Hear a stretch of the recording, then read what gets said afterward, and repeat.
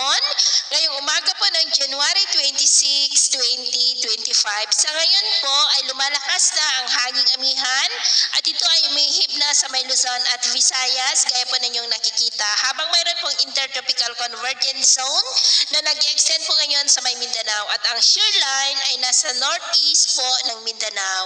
At sa ating long range forecast, consistent pa rin na walang bagyo na namamataan na tatawid po sa ating kalupaan for the next 2 weeks. At sa lagay po ng ating panahon, ngayong madaling araw ay may mga isolated rains sa ilang bahagi ng Cagayan, Isabela, Infanta, Polillo Island, Camarines Sur, Catanduanes, Romblon, Calapan, Palawan, Cadiz, Southern Leyte, Surigao Provinces, Mati, Zamboanga Peninsula at Sulu Archipelago.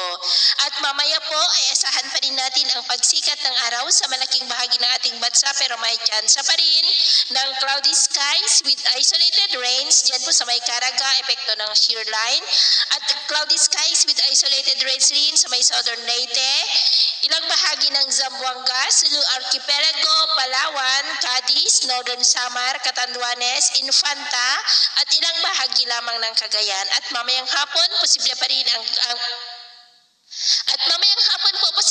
ang cloudy skies with isolated rains sa malaking bahagi ng Mindanao, Eastern Visayas, Central Visayas, Aklan, ilang bahagi ng Southern Luzon at Cagayan, kaya mag-ingat pa rin po tayo. At sa atin naman pong mga baybayin, dahil sa epekto ng amihan ay maalon po ngayon sa mga baybayin ng extreme Northern Luzon at Northern Seaboard ng Cagayan at Ilocos Norte. Ang mga alon dyan ay posibleng aabot po hanggang sa 1.8 to 2.5 meters height. Kaya hanggat maaari po, ay iwasan na muna natin ang papalaot dyan sa mga may kulay pula para mas makaiwas sa mga sakunang pangkaragdagan.